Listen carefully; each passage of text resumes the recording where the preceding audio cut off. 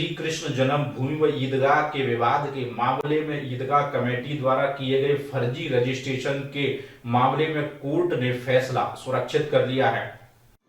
मथुरा में दोपहर को न्यायालय सीजीएम मथुरा की अदालत में सुनवाई की गई। सुनवाई शाही ईदगाह मस्जिद का फर्जी व कूटनीतिक दस्तावेज तैयार कर रजिस्ट्रेशन तथा वर्षों से चले आ रहे बिजली जुर्माने की मांग को लेकर किया गया, जिसमें श्री कृष्ण जन्मभूमि की तरफ से कहा गया कि मुस्लिम समाज के द्वारा श्री कृष्ण जन्मभूमि पर अवैध कब्जा किया गया। इसके साथ ही फर्जी कागजात के आधार पर रजिस्ट्रेशन किया गया।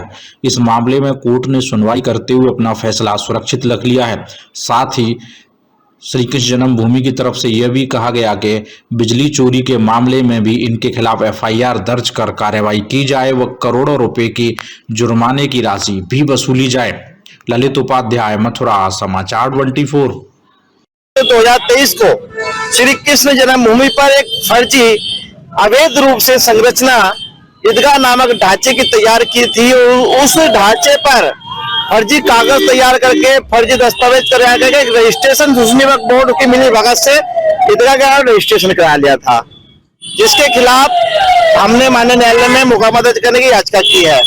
साथ ही रजिस्ट्रेशन कराने करोड़ों रुपया भारत ही नहीं विदेशों से भी आता है। हमारी मूल्यवान वस्तु हमारी संपत्ति के नाम से वहां पर फर्जी कराया।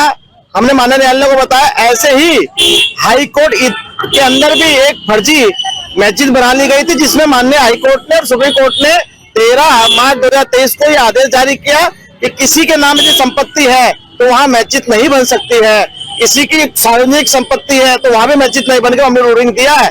साथ ही जो 50 वर्षों से अधिक हटिया डालकर बिजली चोरी की जा रही थी, 1 करोड़ से अधिक जुर्माना कौन वसूलेगा? तो 3 लाख रुपए जुर्माना इन्होंने दिया है, तो इनके खिलाफ बिजली का मुकदमा दर्ज हुआ। हमारी शिकायत पर एक और मुकदमा दर्ज करने की याचिका की गई है। जो माननीय न्यायालय ने हमारी बात को सुना, आपत्ति में उन्होंने कहा कि इन्होंने शपथ पत्र दाखिल नहीं किया है, ना इनको ये राइट है कि मुकदमा हमारे खिलाफ दर्ज कर दे। हमने माननीय न्यायालय से ये भी कहा कि ये फौजदारी वाद है, सिविल नहीं है। इसमें पहले इनको मुकदमा दर्ज होगा, इनके खिलाफ जमानत इनको करानी पड़े। अपनी जमानत जब ये आपत्ति कर सकते हैं। हमें पूरा राइट है, हम भगवान के श्रद्धालु है, पूजक है, श्री कृष्ण जन्मभूमि मुक्ति निर्माण ट्रस्ट के रजिस्टर्ड के अध्यक्ष हूँ।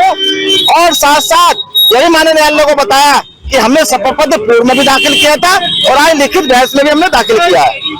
क्या निर्णय रहा है? माननीय न्यायालय ने हमारी बातों को सुना, उनकी बात भी सुना और उनसे पूछा कुछ कहना है, वो कुछ कह नहीं पाए, ना कुछ सबूत दे पाए। वो माननीय न्यायालय ने कहा आपके नाम संपत्ति है तो कोई कागज दे दीजिए, और कुछ जवाब नहीं दे पाए। तो माननीय न्यायालय ने बहस सुनकर आदेश सुरक्षित कर लिया। सुनवाई की डेट क्या? अगली सुनवाई में आदेश होगा। अब तो आदेश होगा, पता चलेगा कि फर्जी रजिस्ट्रेशन कैसे होता है। इनको जेल जाना पड़ेगा। पूरी ईदगाह कमेटी वर्तमान और जो पूर्व की कमेटी है जो कहीं भी हो, उनको भी जेल जाना पड़ेगा। एक और मुकदमा दायर करने की यही मुकदमा जो फर्जी रजिस्ट्रेशन करा लिया ईदगाह के नाम से हमारी संपत्ति पर, श्री कृष्ण जन्मभूमि की संपत्ति पर, और 50 साल से अधिक जो बिजली चोरी की जा रही थी, इसका कौन पैसा देगा? उसकी वसूलने के लिए हमने माननीय न्यायालय से आग्रह किया है कि गरीब के घर में यदि कोई चोरी कर लेता है बेचारा, तो उसके तो वसूल लिया क्या जाता है। इनसे कौन वसूलेगा 50 साल का? तो इसलिए इनके खिलाफ मुकदमा दर्ज हो, ताकि हमारा 1.5 करोड़ रुपए सरकार का भी जमा करे। ठीक है।